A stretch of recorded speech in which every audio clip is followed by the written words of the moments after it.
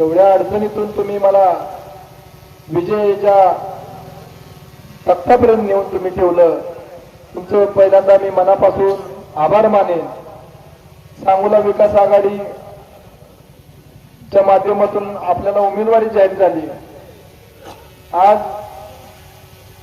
स्वर्गीय आबासाहेबांच्या चरणी नतमस्तक होतो. स्वर्गीय काकासाहेब साळुंखे पाटलांचा चरणी नतमस्तक होतो आणि दीपक आबा पाटील, आबासाहेब आबा आणि आपले आमदार साहेब यांच्याही चरणी नतमस्तक होतो की सर्वसामान्य माणसाला, माझ्यासारख्या गरिबाला तुम्ही उमेदवारी देऊन माझा सन्मान वाढवला.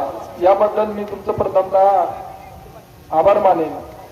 या गाण्यातून छायाताई कोळेकर, छायाताई सोपान कोळेकर आणि खालच्या हातीतगणातून अमृत नारायण पाटील असे आमच्या तिघांची उमेदवारी जाहीर झाली सांगोला विकास आघाडीतून.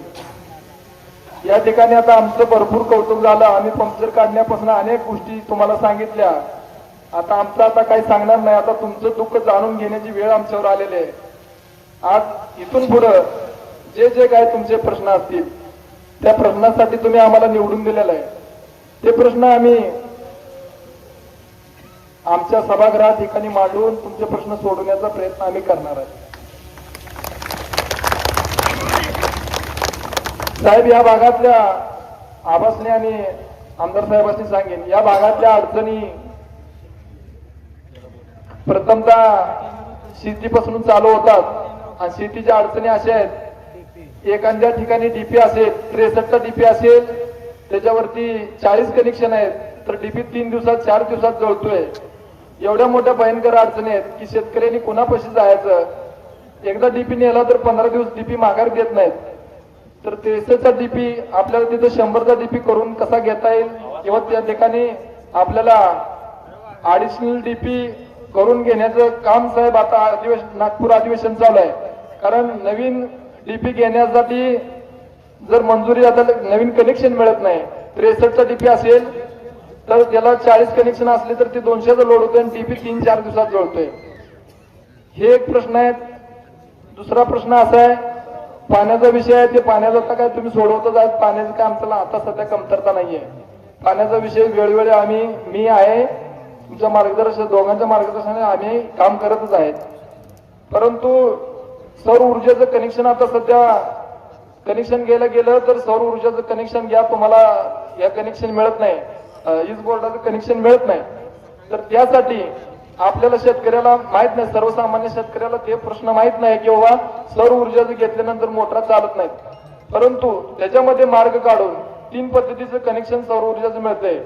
तर त्याच्यासाठी आपल्याला या ठिकाणी कार्यशाळा घेऊन प्रत्येक शेतकऱ्याला त्याची आपण माहिती देणं गरजेचं आहे. या भागातल्या ज्या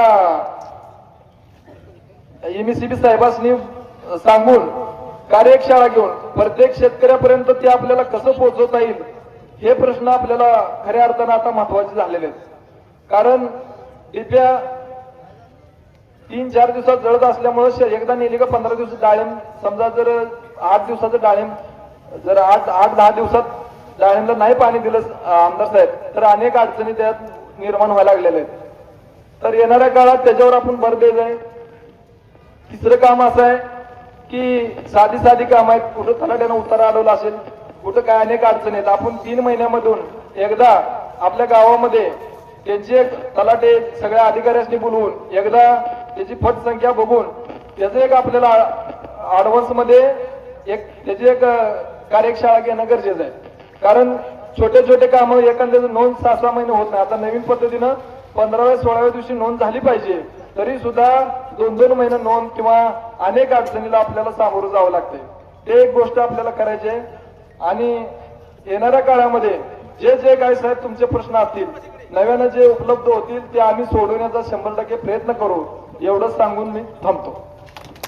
सोलापूर जिल्ह्यातील तसेच सांगोला तालुक्यातील महत्त्वाच्या आणि ताज्या बातम्या पाहण्यासाठी आजच आमच्या पंचनामा लाईव्ह न्यूज चॅनलला यूट्यूबवर सबस्क्राईब करा आणि बेल आयकॉन प्रेस करा.